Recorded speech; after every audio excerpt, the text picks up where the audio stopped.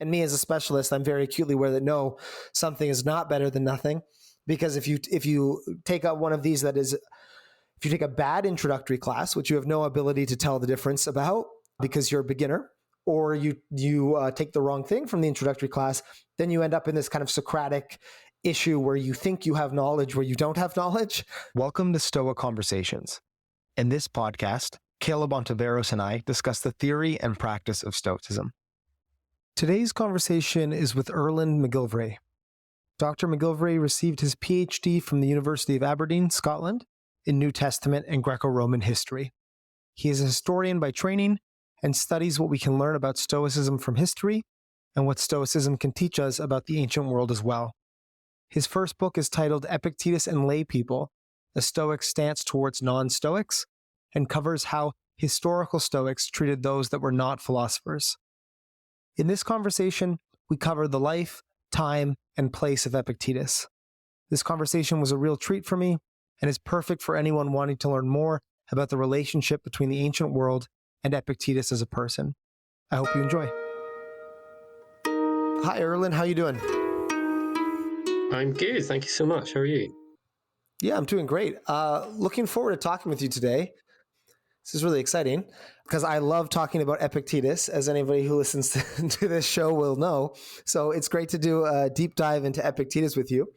And we've chatted before in the past. We've talked about Epictetus, and I thought it would be a great opportunity to bring you on the show and dive into some of, well, Epictetus's philosophy, but also questions around his history, his pedagogy, really the reception and role of his school and him as an educator, really all of these things that you're an expert on.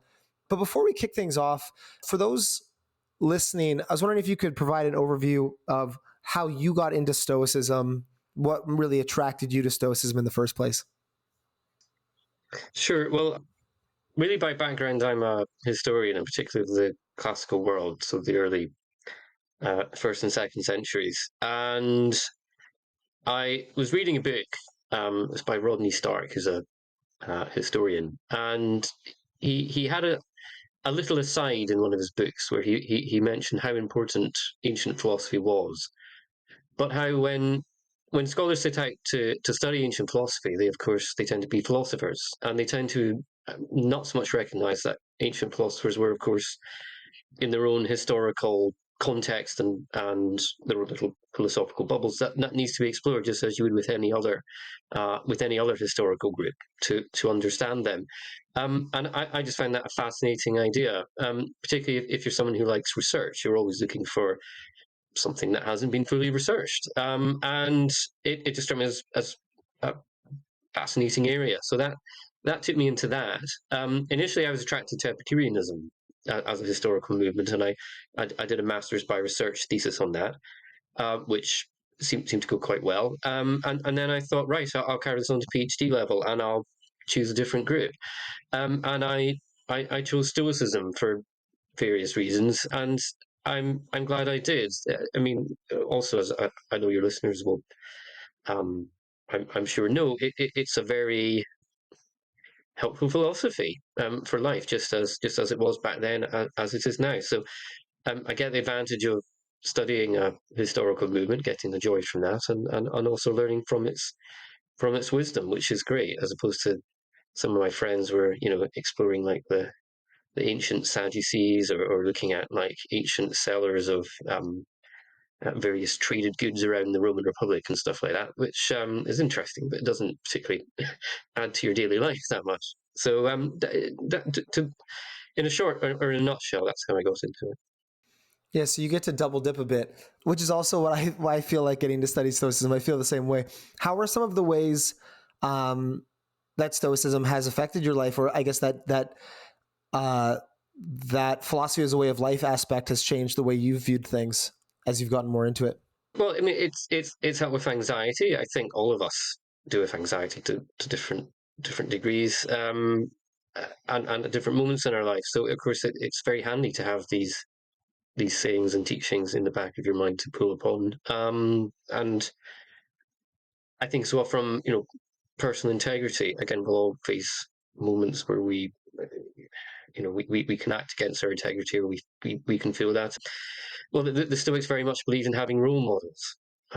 That was part of their therapeutic exercises, which I've tried to remember, and think, well, what would Epictetus and Marcus Aurelius, etc., do? And so I find that support, morally speaking. So it's dealing with anxiety and then reminding, like, no, that isn't the person I am, and I'm not going to act. And even if no one knows that I'm going to act in that way, I'm not going to do it. Yeah, that's great.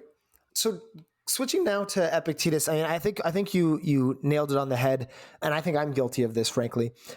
Studying it as you can look at Epictetus almost as this mind in a vacuum. You study it as like it's this abstract thing that hasn't developed from its time and place, that its language isn't referring to particular things, that it's not responding to a particular cultural context or historical environment. And I know that that's part of, I would say, one of the limitations of a philosophy education. So really excited to talk about the history of Epictetus here with you. So to start us off, could you provide an overview of the life of Epictetus, or at least what we know about it? Because I know there's some problems with sources and confidence in that regard. So we know he was born in what is now modern day Turkey, but back then was Asia Minor, particularly in the region of Phrygia. He was born or became a slave in his youth, and he ended up in Rome in the household of Epaphroditus, who himself had been enslaved, but he was a freedman of the Emperor Claudius, and then rose to have a very prominent place in history of Epaphroditus, being basically the Emperor Nero's main kind of confidant. In fact, he was the one who he entrusted to stab him to death. And I think there's a group of just about 3 of them surrounding the Emperor Nero on his death, and he was one of them. And Epictetus ended up in his household, which there's a wonderful article by Miller Ferguson, Epictetus in the Imperial Court, and he just scours through the discourses looking for little anecdotes that Epictetus makes from his time in the household of Epaphroditus, and so that's fascinating. We know that Epictetus attended the lectures of Musonius Rufus, who was a Roman philosopher of Stoicism, which was unusual. Rome was not actually a seat of great philosophical teaching. Philosophers tended to go around around about the Greek East, for reasons I'll probably get into later on. But anyway, Musonius Rufus was there. He seemed to be quite a popular philosopher, and Epictetus, for reasons we don't know, but he was basically a student of Musonius Rufus. He then became freed at some point, and Epictetus set up his own school. We know that while he was in Rome, he did recount at one time in the discourses, he would go around trying to proffer people with philosophical, advice, and he said he actually thought that didn't tend to work very well. But he ended up crossing the Adriatic, going to the fairly new city of Nicopolis. Actually, its name means new city. He set up a school there. He's pretty much one of the only philosophers we know who actually was there. It's quite an odd choice to base himself there, and he lived and communicated his philosophy there. And thankfully, he had a student, Arrian, who then became famous for writing all kinds of writings, particularly on Alexander the Great, etc. And he studied there and wrote up the lecture notes. And he says in the introduction to it, he thinks these are private lecture notes that somehow got into the public, which actually happened quite a lot in antiquity. Lots of writers complained about that. And we have about half of these remaining, and these are the discourses of Epictetus, and then we have the handbook, or the Enchiridion, as well, and that was round about 110 to 115 AD. So we have the lecture notes from that time, and we can date it pretty closely, actually, from contemporary references Epictetus makes to various contemporary wars and things that were happening at that time. And after that, you're relying on things such as I think it's in the Suda, it mentions that Epictetus adopted a child of his own age and brought him up. We don't know if it's true, but that he was potentially visited by the Emperor Hadrian. That would be after the time of the discourses. And we know he was visited by lots of people at the discourses themselves, show us that. He became something of a kind of minor celebrity in his day, or for people who were interested in philosophy. And there were statues placed about him in various places. And then his school, at this time, philosophical schools didn't actually tend to put down roots as they did in ancient Greece. It tended to be once the leader of it passed away, that's it kind of gone. So he didn't pass it on to anyone else. Yeah, that was well done. That's it was a lot to capture in a short amount. I want to dig deep dive into parts of that. My first question was about, where Epictetus was born. This what is now modern day Turkey. What kind of what's the historical context there of the area that he's from, and how might he have made it to Rome? What kind of would have that process looked like? So he was born to Rome. To the Romans, it's Asia Minor, but he's born in a region called Phrygia, which is a fascinating area of Asia Minor. So it's a heavily Hellenized area, so it's very Greek. Although the Phrygians have their own kind of proud history. It's I'm asking how his slavery and him as a slave. Phrygia was actually famous for its slaves, and it's in the Roman world. You had stereotypes about where your slave is from. You expect different things from them, and so from Phrygia, they were actually quite highly prized. Actually, particularly young boys, for some reason, I don't know, handsome or talented and things like this. So it's not surprising to me that Epictetus, well, he was probably either enslaved as a boy. I think the suit actually says was born to enslaved mother. Actually, if I'm remembering that right, but he was certainly enslaved as a youngster, if not from birth. So he was from there. It was particularly religious area. We know it was heavily known for lots of sacrifices. A lot, and Epictetus actually constantly references sacrifices. It might be something he's very familiar with from his childhood. So that's Phrygia. The main city in it is Hierapolis, which the Suda says Epictetus. It doesn't actually say he was born there. It says of Hierapolis, which is intriguing. I think it's plausible, anyway, that he might not have actually been born there, and actually his name is actually an eponym, which means that Epictetus is actually potentially referencing the area he's from, because just not too far from Hierapolis is the region of Epictetus.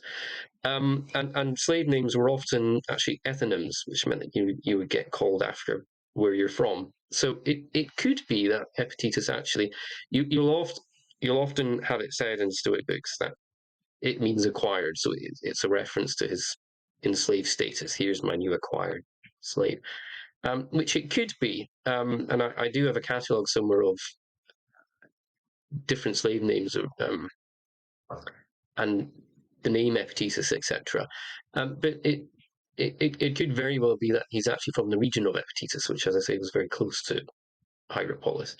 It's within Phrygia.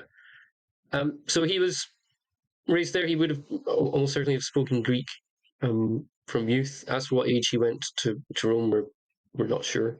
Great. I might just get us to go back through the summary just in more detail, because I mean, I'm finding this absolutely fascinating. In terms of philosophy in Rome, like, you said it was not really known for its, I guess, its philosophical strength at the time. So it's surprising that Epictetus received an education from Musonius Rufus there. But can you speak more, I guess, to the reception of philosophy or the treatment of philosophy at the time, or anything we know about Epictetus's relationship with Musonius Rufus? So as for his relationship with Musonius Rufus, I mean, he's obviously very fond of him. He references him quite a lot, always approvingly, and including times when Rufus, would really have changed his mind about things or had a witty response. So he was obviously deeply attached to Musonius Rufus, or was intellectually certainly. And yeah. As for Rome, I mean, actually, Epictetus has a great anecdote within the discourses. Was it Italicus? I maybe misremembering the precise name because he's not actually that well known today. He said this was a man who was reputed to be the best of the Roman philosophers at the time. And to paraphrase Epictetus has a scenario where Italicus basically points his, almost stabs his finger at him, and basically is saying, like, you care about philosophy too much, and is kind of, getting really angry and jabbing his finger at him. And he says, this is meant to be the best philosopher in Rome. This is, and he's, he's doing that. The Romans had and it changes over time, but I mean, so in his youth, it's still somewhat youngish or still not in its infancy, but philosophy is still kind of embedding itself in Rome. So the Romans tended to be a bit lukewarm with philosophy.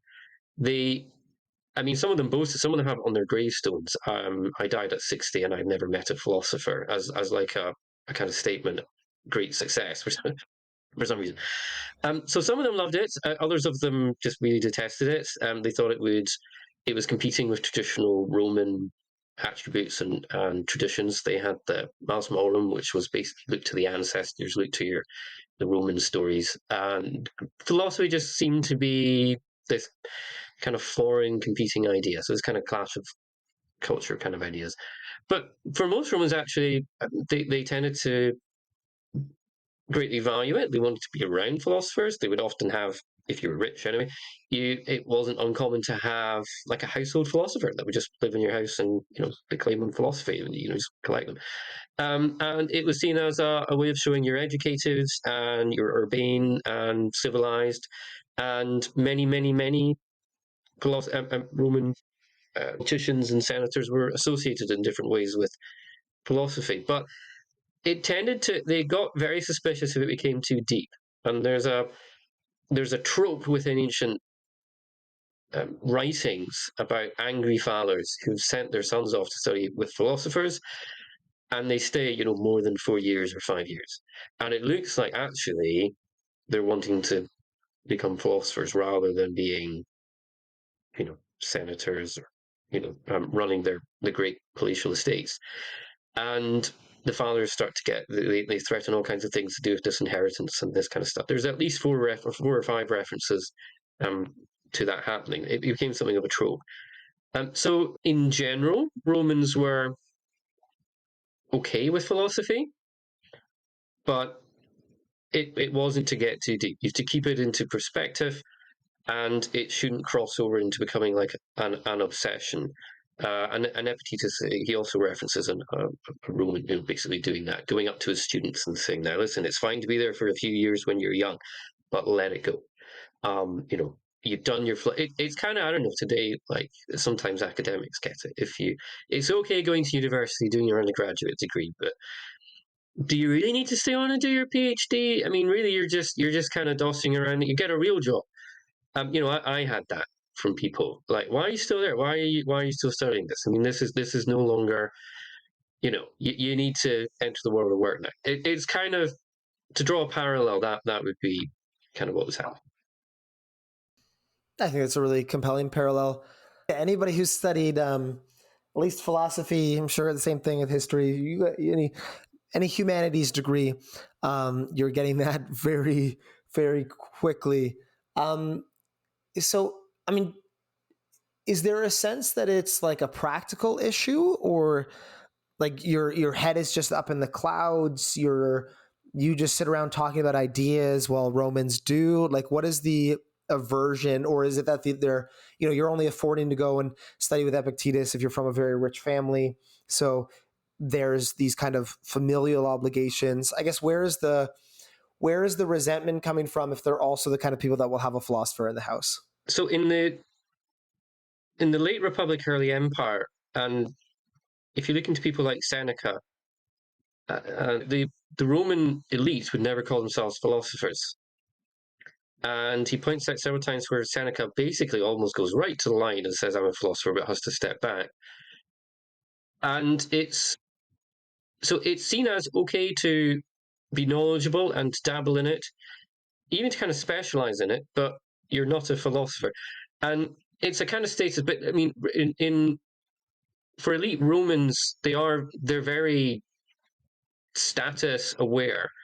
And so, it was outside of farming and being engaged in that, you couldn't really make your money elsewhere. I mean, you often you'd have freedmen who do it for you, but it's just not appropriate to be dabbling in wine merchants and stuff, or trading wine, that kind of stuff. So it's just they had a quite restrictive kind of idea of the world. Think I don't know, going back a couple of centuries ago to I'm thinking of the British aristocracy. It was this is appropriate, that is not appropriate. It's just a very kind of clear cut sense of what you should be doing. And so there was a sense in which to be a philosopher as like a vocation is a Greek thing. It's for the Greeks. And we can learn from it, we can be interested in it, we can even support it, and we can even fund it, like the making of books, but we don't actually become a philosopher like ourselves. That's it's a step too far, it's crossing the line. So that seems to be where it's kind of coming from. We do know that some of Epictetus' students express a desire to start their own schools, because he keeps telling them not to, but the reason is because he says you're not ready yet. As for whether that would have caused tension with the families, Yeah, this is great, because that's exactly what I was thinking. Is it's cutting both ways, right? So it's the environment that Epictetus is discovering philosophy in, but it's also the environment and the culture that is informing who he's teaching, right? So this Roman reception of philosophy is, yeah, it's both Epictetus's experience, but also the context that he's teaching in. So yeah, let's talk a bit about what his students would be like, or their thoughts about philosophy. well, the ones we're aware of, they all seem to be Greek, and he references once, maybe twice, like this might be problematic for you because what we're reading, what we're talking about here is in Latin, or he references just like you have trouble dealing with Latin, which, by the way, is fascinating just within the scholarship of Nicopolis, and this is a sub debate, but there's a big debate amongst historians about, was Nicopolis more of a Greek city or a Roman city, and what language did they speak? But we won't get into that. But this is a really interesting thing for the scholars of Nicopolis, who sometimes overlook Epictetus. He says, at least his students anyway, that they are very much speaking Greek. They actually struggle with Latin. And it's been argued before Constantine founded or changed Byzantium into Constantinople, a lot of the Eastern Romans, so the empire is kind of divided into half. The eastern part of the empire, they'd be speaking in Greek, and they could kind of get by with not speaking Latin that much, or just to a passing level. So Epictetus' students seem to he references it just as just as you guys struggle with Latin. So they seem to be coming from really from the Greek-speaking areas, and any cities where he implies they're from. For example, we know one of his students, he basically says he's from Thebes and things like this.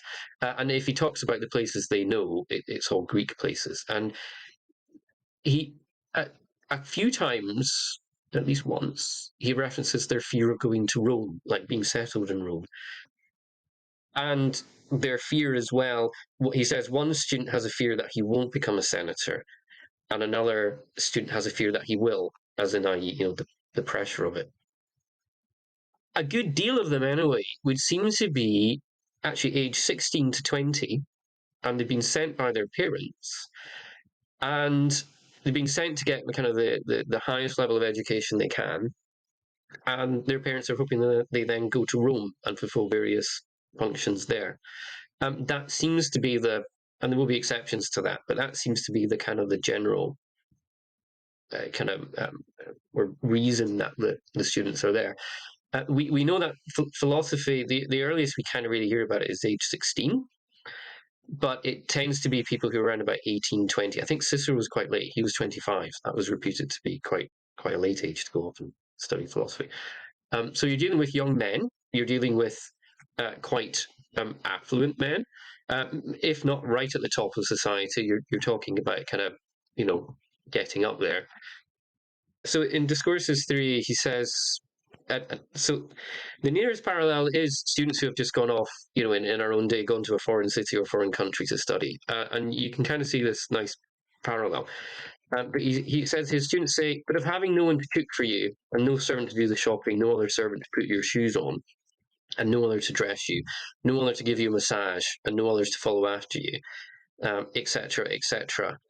He's basically, these are students of the elite, and they've gone abroad, and for many of them, they're without all the wide coterie, the wide range of family servants that are surrounding them, putting their clothes on, helping them bathe, that kind of stuff. And he's saying, you're coming to class and you're worried about this, right? You've just left home. They're 16 to 20-year-old, young men, and they're without all the comforts of home. Although at least in one passage he does reference some of his students who actually have brought some slaves with them. So there are some students with their own slaves, but for some of them they're away without slaves, and they find that terribly hard. Uh, and but the default when he's talking to them is this is someone who's talking to to people from great financial backgrounds. The default is remember when your nurses would scold you or actually scold the rock that you hit and be like bad rock and things like this to the when they were children. There's just this presumption that they or the awareness that they've come from that kind of setting where they've had their own nurse following them around the place, or nanny as we would more often say. They have their own slaves. They're used to comfort, and they're away from home for the first time. And he warns one of them as well: don't put your fancy clothes out in the window because you're not living in such. Your neighbor opposite you hasn't got as much money. He's going to steal it. So he's also kind of having to kind of daddy them in a bit as well. It kind of occasionally will slip into lecture notes in amongst the giving an exposition on philosophy. You get these like don't put your clothes up there; they'll get stolen. And yes, I know it's tough without your family slaves around you, but here's the philosophical perspective. So these are young, ambitious students. We know that many of them, and this was the case in ancient in the ancient Roman Empire. There's lots and lots of descriptions of fathers touring around the schools. So they would go with their sons around the schools and to check out which one they wanted to go to. And you see that in the discourses. And Epictetus gets very angry at him because he thinks the father is a bit of a philosophical oaf. But he there's a father touring the school, and he just walks into the lecture room to see if, okay, will I send my son here? And that's very common. That tended to be the way it would be. It's a very important decision where you send your son for 4 or 5 years, and kind of like a university tour today. So the parents go along, or the father goes along and susses it out, and then you send your son there. They would be coming from around the eastern. Overwhelmingly, they'd be coming from the eastern part of the Roman Empire. We know that as well from Richard Goulet, who catalogued. It's an amazing. I wish I could have done it. Since the 1980s, I don't know if you're familiar with Richard Goulet's work, but since the 1980s, he's collected every epigraphical so that means anything written in stone, which is often where you have references to philosophers. Every time a philosopher in antiquity was mentioned in stone, and I think also in texts, he added it to his Dictionary of Ancient Philosophers, which is in French. But since the 1980s until about 10 years ago, so it took decades for him to do it. And then he was able to do statistical analysis. And overwhelmingly, when you look at where these people who say, I'm a philosopher, where they studied, overwhelmingly it's from the east part of the Mediterranean. And they tend to travel, so they don't tend to stay in their home cities. So it's very much kind of international, or within the Roman Empire, but traveling from all over. So, and Epictetus twice has to deal with homesickness. He says, you're missing your home, you're missing your home city, you're missing the familiar baths that you go to. You don't think the baths here are as nice as your ones in home. These are young, ambitious men away from home for the first time, and they're missing their surroundings. For many of them, they're missing having quite the same level of comfort. Yeah, this is just fascinating to me. I'm absolutely loving this. What do we know about the city of Nicopolis in terms of? So we have, if the boys are not from the city, what might they be coming into? What is kind of what are they finding themselves in? You talked about this might be a place where people will steal your nice clothes. Is this a place where there's a kind of tension with Epictetus' school or integration with Epictetus' school? I'm just curious if you could paint a picture of the city itself. Yeah, it's a really fascinating place. I was meant to go there just before COVID hit. I booked a hotel room and I was going to walk around Nicopolis, but then COVID hit, so I couldn't. And then just various reasons haven't been able to go back. It's one of the largest archaeological sites in Greece, but it gets overlooked because it's not Athens, it's not, I don't know, Mount Olympus or something. And unless you're really into Roman history or you're into Stoicism, but again, and it's understandable, but if you're into Stoicism and philosophy, you kind of don't think of them as historical characters so much. You're interested in the philosophy, obviously. But so it tends to get overlooked, but it was built across the Adriatic from Rome. It was connected to Rome. It would often be, depending on the sailing routes, it would be your last stop before you get into Rome.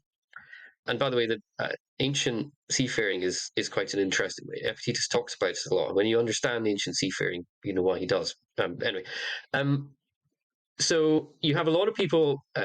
There's about 3 or 5 visitors who come to Epictetus at school. They say they're just stopping by, and when you stop by, you're there for a couple of days. You go see the famous philosopher. So they step into the school just to see him. But it was founded by the Emperor Augustus, and it was founded. It's a Greek idea actually, but it's a victory city. And if you think about the most famous victory city, which still exists today and still has its name, Alexandria in Egypt, named after Alexander. I think there's about 40 or 50 of these Alexandrias, and we've still got one. Basically, if you have a famous victory, you create a city nearby it or on it, the site, and you name it after yourself or something to do with the victory.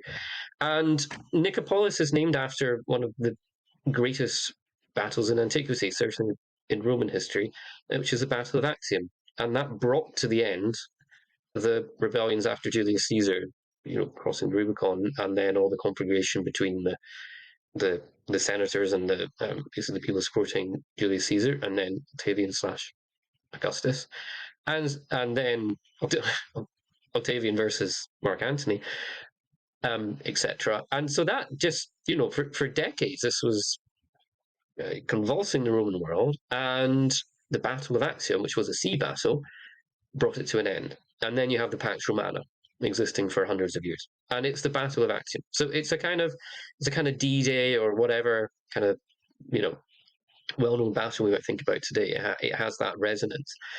And Nicopolis is the city built to commemorate it, and it was a huge tourist site. I mean, you can go there today. You can go to the top of the hill where Augustus had his tents, looking out to what would be the Adriatic, the Battle of Actium the night before, and they captured these huge oars from Mark Antony's fleet, and they built this basically like a museum to it. You can go up and you can look around it, and so it was a victory city, and it was built largely actually it's a fusion of Greek and Roman, and you can see it in like the Roman baths, but then it has a Greek shaped theatre, which still exists. I mean, it's heavily degraded, but you can walk amongst it. It's actually quite reasonably well preserved, actually.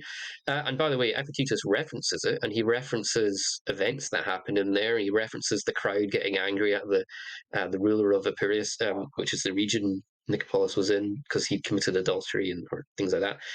So Epictetus is, this is part of the city that Epictetus knows. He knows this theatre. He knows the events that go on there. He references his students, walking up after their class, and they go into the theatre. We can walk there today. We can go.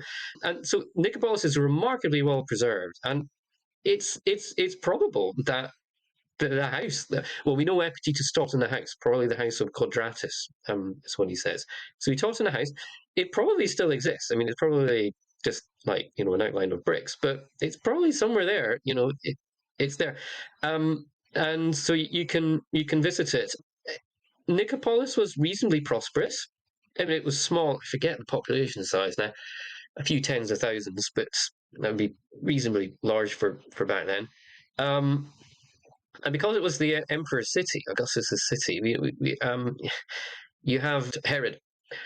Herod sent money. He actually contributed to I think it was the baths, or it might have been the theatre. He sent a lot of the money from Judea, went up there to help build Nicopolis, because you're trying to show that you're loyal to Augustus and his regime. So it was quite a well-known city, actually, at that time, and people would have very much known about it. But it is it's on this kind of boundary, this liminal zone between the Roman world and the Greek world, which is actually, I suppose, a good place to be if you're a philosopher, which is like Epictetus, kind of this divide between Greece and Rome. So it's a pretty good place to be, and you're very close to Rome. And he constantly references people bringing news from Rome and people just about to cross over to Rome. So you're a step away. And we hadn't actually said he was exiled. He was exiled by Domitian. But so you're just across from Rome. But he also says, and I think this explains. Some people said, why didn't he go back to Rome? We know that there were many philosophers that go back to Rome. Why didn't he? He didn't want to, from what I can see. And I think he actually tells us why. And I've hardly ever seen anyone kind of reference this. He says, in Rome, the disturbing pleasures are, so much. It occludes. It gets in the way of our philosophical principles. There's so many, great baths and theaters and all this everywhere. It's harmful. So I think he wanted to stay in Nicopolis because it was a respectable, fairly prosperous place. There was a theatre, there were baths and things like that, but it wasn't. It's not like trying to be a student and you're in like downtown Manhattan or something, and there's just stage plays everywhere and all that, nightlife and whatever. So I think that's why I think he didn't want to go back to Rome, because it just wasn't where you do philosophy, not a philosophical school. I think you could do a kind of guide to Nicopolis, but just with the writings of the discourses, because he mentions a lot of these buildings, actually, the baths and the theatres and the streets, and he mentions, you can see in some of the walls how it's been, from the oil lamp has turned to black. He references it. You can really feel like you're walking in his world. And a lot of the things he references, and you can see in the museum. They have a museum there in Nicopolis, which I've only been able to see online, but they have like childhood games and things like this that they found. Some of these games he actually references. He said, when you're outside and you see them playing this game with nuts, they have some of these things in the museum. So it's fascinating. You really feel like you could be. Well, you are. You're in his world, that he's referencing as he's looking around to his students. Yeah, I'm getting shivers hearing about that. I'm like, this is so cool. I'm planning my trip as you're talking. I think it's really interesting that we're really lucky that that's preserved and that it still exists. And I think the other thing that you flagged there, just about it being this liminal space between the Greek and the Roman cultures, which is something we've hit on about Greek being associated with philosophy and Romans respecting it, but kind of keeping it at arm's distance. Maybe it's this kind of thing you go and do for a bit, but you shouldn't engage in for too long. And that kind of geographical location almost supports that project. I also was thinking about how similar we are, even to back then, right? This would be maybe either kind of a private high school education or a university education, whatever the analogy is. You send your child away for that, but they come back and they reintegrate. And I think of, I did my PhD in a relatively small town, and I think of these cities like Oxford or Cambridge, where you're close to London, but you don't have, as you said, the distractions of the theater. It's kind of more of a focus on the life of the mind while you're there. And that function has always existed, or at least existed back then, of these cities that are more aptly designed for study. So one thing, Erlend, I know that you've written a lot about that I think is really interesting is Epictetus' approach to non-philosophers or to lay people. I wanted to move on to that, but before we did, just conscious, is there anything interesting in that history or background that we didn't hit on yet that you think is worth digging into? I have a folder of notes about every time he mentions just something to do with daily life, and there's lots actually. There was, I think it was Miller Ferguson who said that he's unjustly ignored by historians as a historical source himself. He's just turned to by philosophers. So, dress, children's games, the institution of slavery. He says a lot about, which is a really interesting thing because depending on what angle you kind of want to go in that, he kind of says lots of different things actually, about that.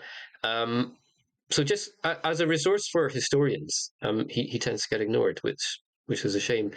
I think one thing to do with which people are always interested in is his status as a slave. So he's obviously it's unusual to be a slave and end up becoming widely regarded historian, having emperors potentially visit you and the children of the elites sitting, at your feet. So on the one, certain that is, and I don't want to take away from that. He's a remarkable figure from that. And of course, people always, talk about, the philosophy. It brings together a slave and a Roman emperor, Epictetus, Marcus Aurelius. And that's true. In terms of how he became a philosopher, it's an interesting move to make, and there's different reasons that we can maybe put together how that came about. One, we know that many people would send educated slaves to listen to philosophers. Galen there was a range of slaves just sitting around taking notes on wax, and they take it back to their master, stuff like. So it could be that Epaphroditus sent him to Musonius Rufus, and then he just was excelled. We know that there was actually a training school in Rome for the slaves of the elite, particularly the imperial household. I forget the name of it. But it turned out, dozens and dozens, every year of really educated slaves. They would be sent there to study, particularly if you're from a Greek background, because they associated learning with Greek slaves. And so he's from Phrygia, Hellenized Greek area. So it could be he was maybe at this school, which taught them, really, really in depth. So it could be that's where he's gained the, awareness of literacy and education. Although if you look at the literary references he makes, they tend to be fairly kind of mundane, to like Homer and that kind of stuff. Not too much more than that. But anyway, it's of interest to me to try and put together of how did he move from he was a slave of, you're talking someone right at the top, just removed from the emperor. So he was in a fairly elite kind of, household and status, but how did he make that move? So it's probably along that lines. Or we know the elite would have far too many slaves than they needed, and they complained about, or there were complaints about, hundreds of slaves just roaming around the theaters because there's nothing for them to do. But it's just like a status symbol. So you say, I've got 1,000 slaves. I don't know what to do with them. So it could be he just naturally just ended up with Musonius Rufus, so without direction from Epaphroditus. We don't really know. Well, let's follow up on that real quick. Do you know anything about the process of being freed from slavery, or the process of your slavery ending? As far as we know, it was estimated that probably the majority of slaves were freed in their lifetime. A lot of that would be actually, sometimes cynically, so it could actually be when they're getting quite old and they can do very much. So, well, congratulations, you're 6 years old. Here's your freedom, which is not very good. Because then, of course, you don't need to support them really. But for many of them, it was a way of just basically thanks, and it was expected that you would kind of do it. The Romans had we don't want to get into too much because then we'll take half an hour in Roman slavery. But the Romans had it could be a tremendously humiliating experience being a Roman slave. It could also not be quite as bad. The Romans, in their foundation story, Romulus and Remus, was that it was actually a collection of criminals and slaves who joined them, and they had that in their background. And they had a few laws and customs that maybe sometimes surprised people in how they treated their slaves, although again they could treat them horribly. But if you ended up with a good master, and it was perfectly acceptable, expected even, you get a reward for 10 years good service, and they free you. That was not uncommon. That would separate it from other forms of slavery that we're aware of more in the more recent past, where if you were a slave, you were basically a slave, and that was it. So we don't know why he was freed. None of our sources really talk about that. Or just one of them, I think it's maybe apocryphal, that he was freed because Epaphroditus made him lame and felt guilty. I'm not sure if it's, but anyway, we're not really sure that's true. So we don't know, but he was freed. But as I say, Epaphroditus was a slave as well. His master was a slave, and he was freed, and then came on, the next in kind of rank to the Roman Nero, or his close confidant rather. And that was actually quite common. Freed slaves were actually right at the top of the Roman Empire under the emperor, and the reason was they could trust them because if they freed them, they were bound duty, loyal to them. And the other reason was if you were a freed slave, you could actually advance quite a lot in the Roman world. There was a lot of the richest people in Rome. You could still see a huge tomb in Rome. It's in the shape of a Roman oven. Now, this guy basically had a chain of bakeries. To a UK audience, I would say it was like it owned Greg's, which is a huge bakery chain everywhere. He was a free slave, so you could become quite rich, but there was some stigma, so you couldn't marry into a senatorial family for the first generation, that kind of stuff. But the emperors trusted them because they were free slaves; they could not become the emperors. So they knew that they would have absolutely nothing to gain by assassinating them, unless they were very annoyed at them. But certainly not to advance their own, cause to the throne. They couldn't because they're free slaves. So that's why Epaphroditus he became very trusted by Nero, who of course was tremendously paranoid. He's a free slave, so it's fine. Yeah, fascinating. There's this familiarity with the upper court, but a kind of limit on your power, but perhaps only short term and only in some regards. Really, just a very interesting context, and as you said, quite different from I would say, at least being from Canada, what we associate with the North American or the America slave trade. Yeah, so let's jump into Epictetus and non-philosophers. We talked a lot about how he approaches the students in his school or the context of the students in his school. But one thing that you're a specialist in is that kind of reception and treatment of non-philosophers, whatever lay people. And so, could you provide an overview on that?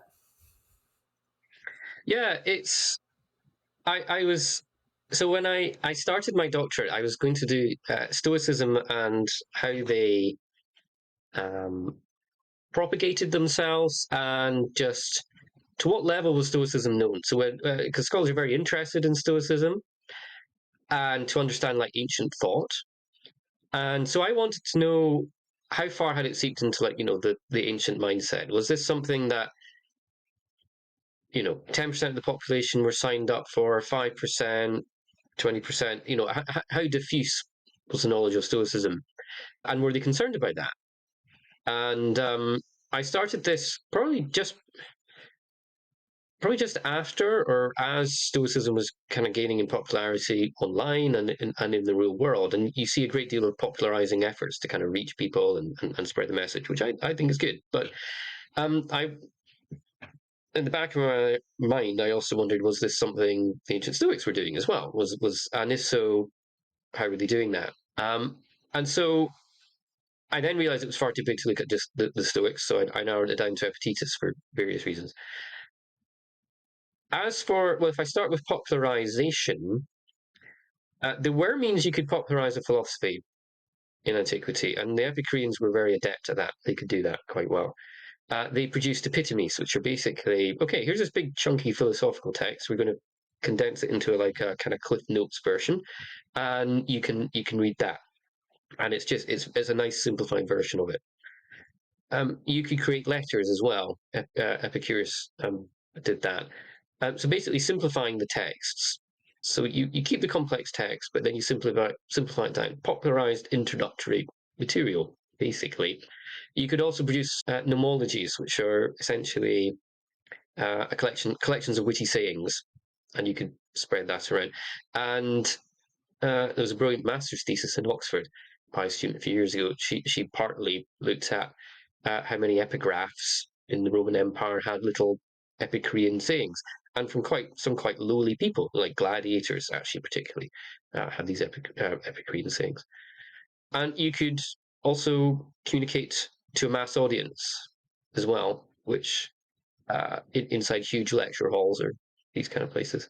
Um, so those were the means in which you could propagate a philosophy widely. As within the philosophy of the Stoa, you did have Johan Thoma, lecturer in classics from South Africa. He argued the hymn to Zeus by Cleanthes might fall into one of these categories. But aside from that, we don't have any epitomes. And actually, we know Seneca, Lucilius. We're not sure if that is a genuine literary exchange or if it's a kind of theoretical exercise of what one might look like. He asks Seneca for extracts. Basically, he's saying, "Hey, can I get one of these shortened things to help me understand this?" And Seneca says, "No, you don't do that. We read the whole thing because you lose out on so much. So, sorry, you just got to read the whole thing." And we don't have epitomes from the school, so they seem to be against that. You do have some indications of some Stoics preach, not preaching, evangelizing, trying to communicate widely in lectures. But that would really be Dio Chrysostom, who actually Epictetus criticizes and basically mocks for, look how big your audience is and all these people who don't understand what you're saying, basically. And he basically says, you're not a philosopher, we don't do that. And so Dio Chrysostom's this kind of between, this kind of part cynic, part Stoic, and certainly Epictetus does not agree with his approach in that. I think we have records of, Musonius Rufus going before troops, Roman troops, before some rebellion and trying to talk them down. It isn't really, hey, I want you to become philosophers. It's, we're at a dangerous moment. I'm going to go out and try and persuade you about, to not sign up to this rebellion or something like that. So we don't have the public lectures either. And again, you actually have criticism of it. The other which I didn't mention, you could just go to people in the street, people who it looks like they might need philosophical advice. And Epictetus says he used to do that. He said he used to do that in Rome. He would go up to people and he would try and engage them about the philosophy he was learning. And he says, but I quite quickly realized that isn't profitable. And he tells his students, don't do that. So there doesn't seem to have been any kind of attempt to broadly popularize or engage people just generally. There isn't any evidence of that. And you can go back to the early parts of the school itself. I mean, Zeno, it was reputed he chose the Stoa because it was not very well attended. It was the site of a massacre, and people just didn't want to go there. And it said, if there were crowds gathering around them, he would basically push them away. That's in Diogenes Laertius, who wrote a history of philosophy. There's about 3 times he describes the tactics Zeno had to push people away. The only one we know was Chrysippus. So he did teach in the Lyceum. But apart from that, and I did catalogue it, Epictetus, Persius, etc., etc., etc. Every time they describe how they're teaching philosophy, it's in a house. And usually the images of about 10 to 20 people gathered around them within a house setting. So that's by far the dominant one, and Seneca as well. He references he's learning philosophy in a house. So that's the setting. So they weren't trying to popularize the philosophy. Now, as for why that is, I think that's where you have to understand the historical context. The only other person I know he's addressed that was Julia Annas about 15 years ago. She wrote on that. Just in passing, and she says it's, if you understand the historical context of ancient education, it makes sense why they have that approach. And people today who think Stoicism has something to say to everyone shouldn't necessarily be bound by that. That there's nothing inherent in the philosophy that should necessarily prevent popularizing.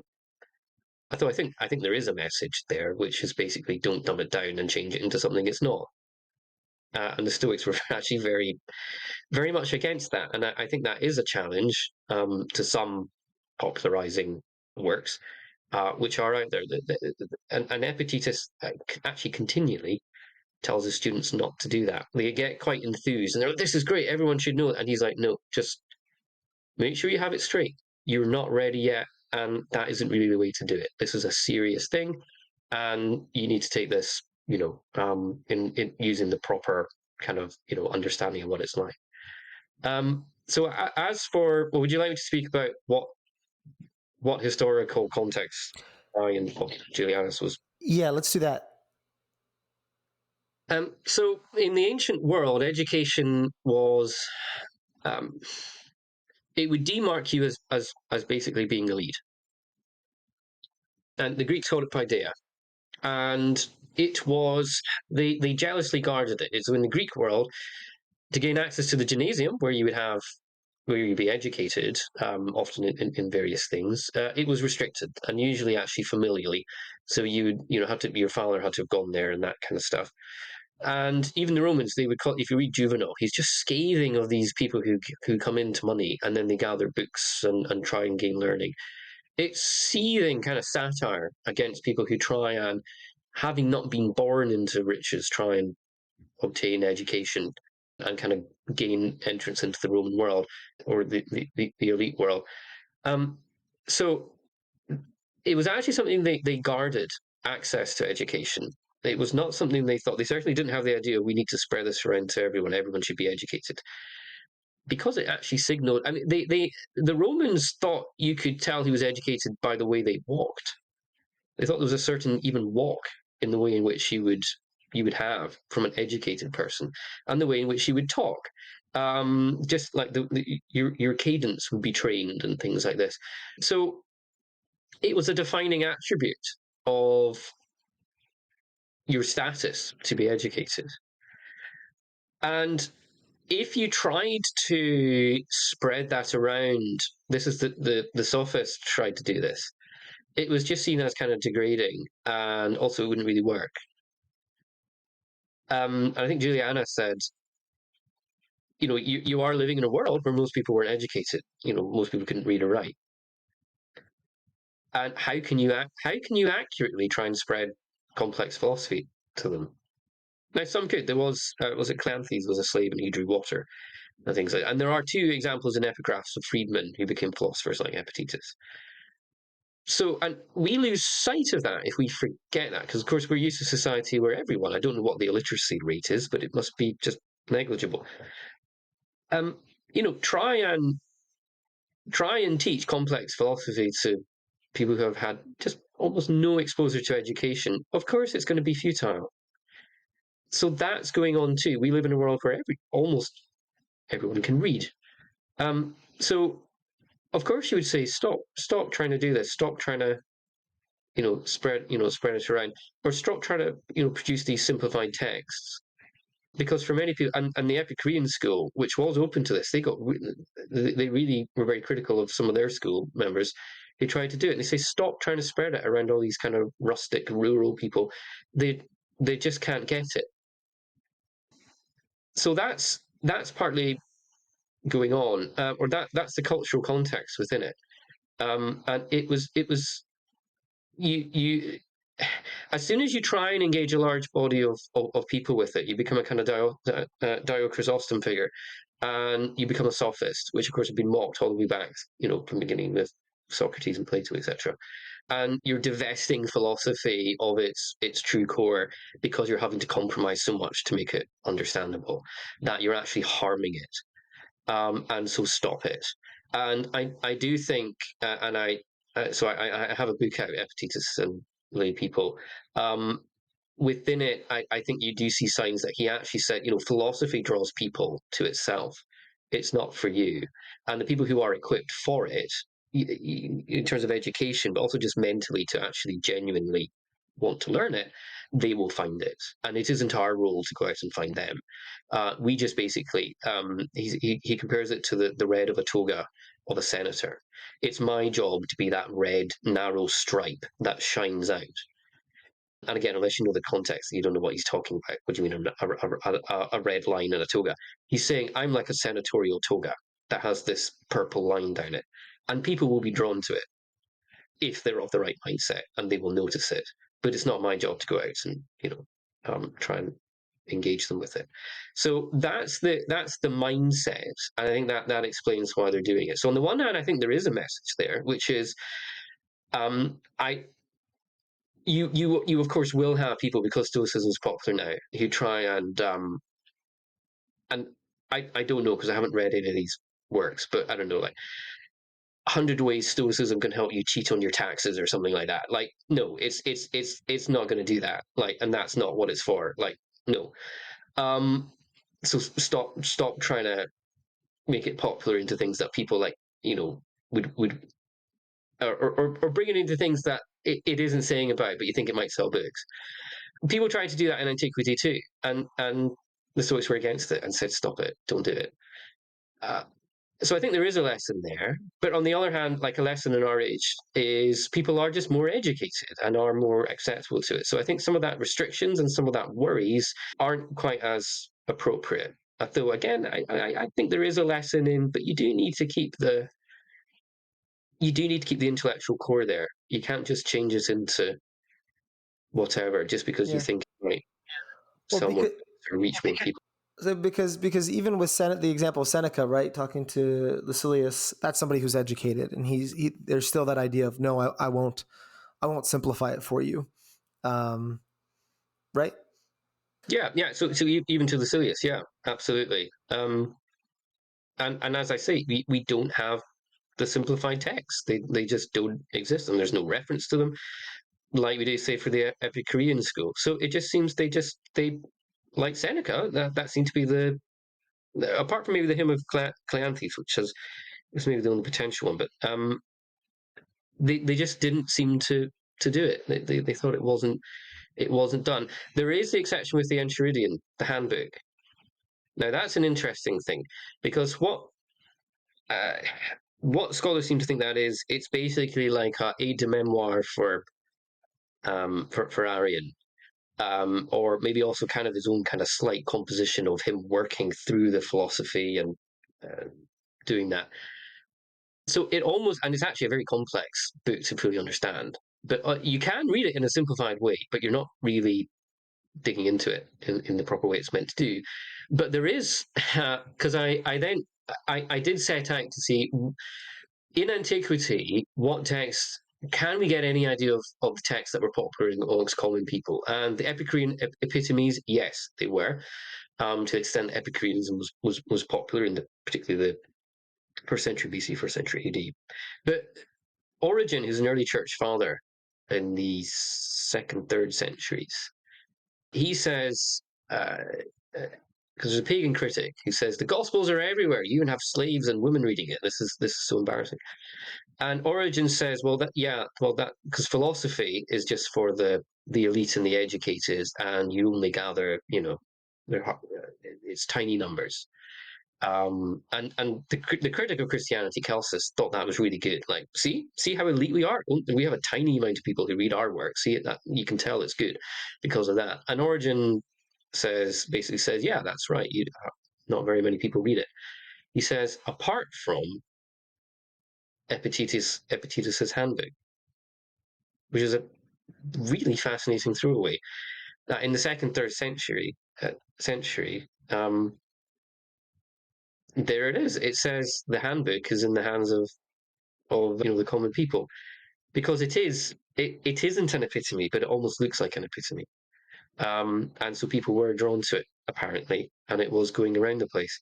I don't know what Epictetus would have made of that, but it's fast. So there was a kind of thirst for these simplified texts, but the Stoics kind of pushed back against it and said, no, we're not doing it. And the one that did get out there was, of course, the handbook, the Enchiridion, which I don't think he'd have liked. He just said, no, you have to read the whole, go through the whole discourses, or find a full Stoic lecture if you're going to get into it. But anyway, so it's it's a fascinating fact of history that his handbook ended up doing that.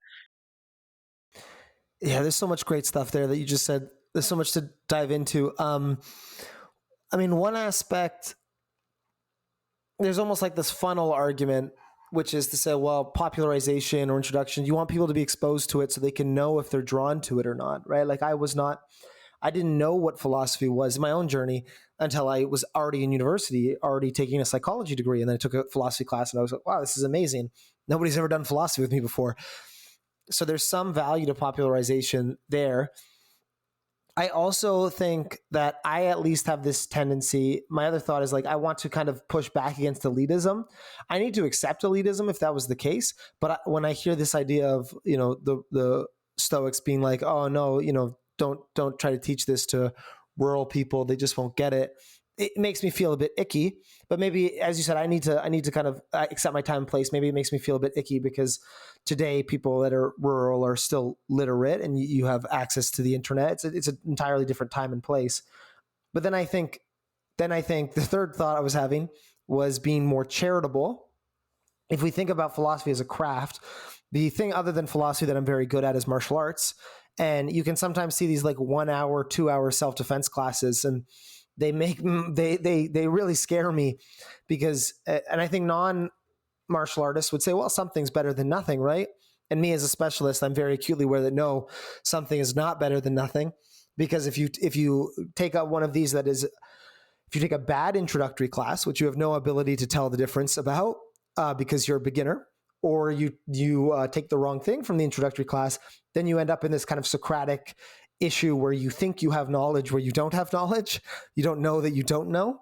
And I almost recommend against these kind of 2 hour self-defense seminars they teach in high schools in Canada, or people will sign up for, because I think it almost makes you overconfident in a skill you don't have. It makes you feel like you've learned something that's a craft that takes years to master, and that overconfidence is more dangerous than an awareness of your inability.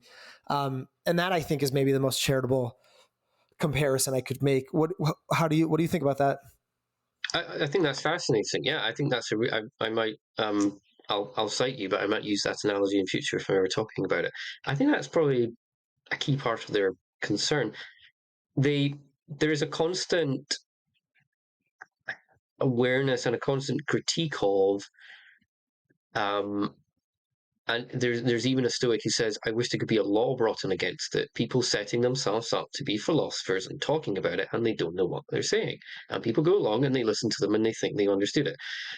So I think that's a fascinating comparison you've made. And I think that's a key thing. They are worried that, and well, they compare it to an egg, right? Stoicism. You can't separate it. You're like, no, you can't just pick and choose, and you can't just get, like, it is a kind of comprehensive thing as they understand it. And so there's this, I should say, and this would also maybe give context to it. As I said, the Romans were very interested actually in showing they knew about philosophy without getting overly devoted to it. But that's a problem, right? I think this is probably actually the warning Epictetus gives his students the most, actually, is he says, I think some of you are here just to learn some witty things to say at a banquet with a senator. Or I think you're just here to show off. So when you go back home, people say, wow, he knows everything. And you don't. And you have absolutely, you're just here to learn intellectual knowledge without it changing anything about you. You just want to look smart. And you say, this isn't what it is doing. So because education was this kind of mark of elite status, you actually had lots of people chasing it, but without wanting to really do the actual work. So it was so desirable because it was this kind of access into elite status. People search for it without truly actually searching for it, and several of the people who visit Epictetus's school, he basically almost throws them out, or basically says, "I'm not talking. I'm not." Actually, there's one. Arian says there's a student who keeps coming along and sitting in his school, and Epictetus just ignores him. And then finally, the student says, or the person who's listening says, "Why aren't you talking to me?" And Epictetus says, "Because I know you're not really interested. Like, go home." So I think that's also playing a part of it as well. So that why they're being so select and why they're so worried, because there's a great thirst for, just give me the cliff notes. I'm going to go home. I'm going to look smart, but I'm not really going to do the actual work. Yeah, I mean, you see that in martial arts. I won't turn this into a martial arts episode, but there's kind of fake black belts. We were talking about the toga, that red coloring. In jiu-jitsu, martial arts, we have belts, right? And people want to badly be the black belt, so they will buy one without having it been given to them. There's this interest in getting the symbolism without the effort required to get there. And I think anybody can recognize that in any craft or interest that they have. Erlend, this has been such a fascinating conversation. I've really, really enjoyed it. And it's something that I'm trying to do. I know our listeners will really enjoy it. It's something I'm trying to do is round out my philosophical understanding with the historical, just because there's that goal of better understanding Stoicism in its time and place, so that it can influence, whatever we're doing now, this kind of modern Stoicism, whether that is living it or just understanding it or, appreciating it. It's better grounded by a more thorough history. And I really appreciate the work that you're doing to push that and to provide that deeper understanding. For those that have really enjoyed this conversation or have listened to this point, do you want to maybe speak a bit about what you're doing now, kind of your book, any of your future projects, where they can find more information about you? Yeah, so my next goal, which I've gathered all the research for it, is to write an introduction to first, second century world from the vantage point of Epictetus. So basically guiding people through that world and seeing what was it like to be a child in the Roman Empire. And it's wonderful because Epictetus mentions the games they play. He mentions them play acting, I'm the gladiator, no, I'm the, and stuff like this. And again, you can go to the museum in Nicopolis and they have childhood games from that time, in the museum and things like that. So I have all the notes on that, and that's my goal at some point, is to bring that out. So an introduction to the first century world, and actually particularly Nicopolis, because because of the grandeur of ancient Greece, it gets overlooked, but it's tremendously worthwhile doing about Nicopolis. So that's what I'm doing. That will probably be quite a while before that's out. I don't know when that's out. I do frequent different groups and occasionally I pop up. I do have a Substack, which is Epictetus and His World, which I haven't written on for quite a while because I've been so busy. But they can find me there, and if I do put up some material about Epictetus and His World, they can find a few blog posts. But I've written on the Epictetus and the education of Roman slaves, law and crime. So it'll say in the discourses prison, right? We get an idea in a head of prison. It wasn't like what we mean by prison. And dress and appearance. He's very concerned about that. There's reasons for that when you get into it. So the book and the Substack. Great. Well, thank you so much for coming on. Really enjoyed it. Thank you so much. Yeah, and I really love the analogies you've got. I think that's actually helped you grasp the point they're making as well. So thank you so much. Thank you. I've really enjoyed it. Thanks for listening to Stoic Conversations. Please give us a rating on Apple Podcasts or Spotify and share it with a friend. Until next time.